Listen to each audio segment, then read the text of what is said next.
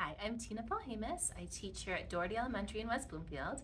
I have students, 8 students with autism, 2 who use a device, 1 nonverbal, 1 with limited verbal skills. 6 of those 8 are conventional math students and 2 are emergent math students. And so one of the math instructional routines that I really love to use is Splat. And what I like about it is that I can kind of build the anticipation with Splat, and so they like that. So the way that Splat is supposed to be just a verbal routine where the splats are up on the board. You see the dots, the Splat covers some of the dots, and they have to figure out how many are covered. So it's math concept around addition, subtraction, the object permanence, one-to-one correspondence. You can do a lot of things with it. But what I've done to modify that is that when the dots are shown at the beginning, if there are 5 Splat dots, my students have to put out their dots to match, and then the Splat comes on. We do 3, 2, 1, Splat, and they all get excited. They watch, and however many are splatted or covered, we cover with our hand so that we get the same picture on our board. And then I ask them to tell me how many are either in their hand or under their hand, so that we are physically doing the same thing that's on the board. And what I found is that I'm able to work on the one-to-one correspondence. I'm getting some understanding of addition and subtraction. It's physical, it's a nice warm-up.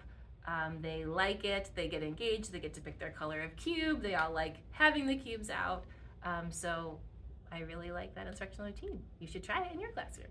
How long does it take to do a Splat? A Splat for my students, I would say you'd need 15 minutes to really do it completely, because you're getting out the manipulatives. You have to pull out the manipulatives correctly, so you have to wait until all 8 have their 5 out, or however many the number was, before you do the Splat. So it can take time depending on how long your students take to get all of them out. For some students, we physically help them get them out so we don't lose everybody else, because we want to keep the flow going. And then they have to do the Splat, the part where they're splatting. So if someone's having a hard time getting the cubes out, we move it along, and then everyone has to do the Splat and solve the problem at the end. So anywhere from 15, today it took us 25 minutes to do a full routine of Splat. And you did the full PowerPoint today? Yes, we did all but one, I think, in the full PowerPoint. And how often do you use Splat? I'd say I use Splat once a week, once every 2 weeks maybe at this point. Maybe at the beginning of the year I think I was using Splat more often, and now I have been doing more of the lessons. So what I like about Splat is if it's a rough day, it's something that we can pull out because they already know the routine.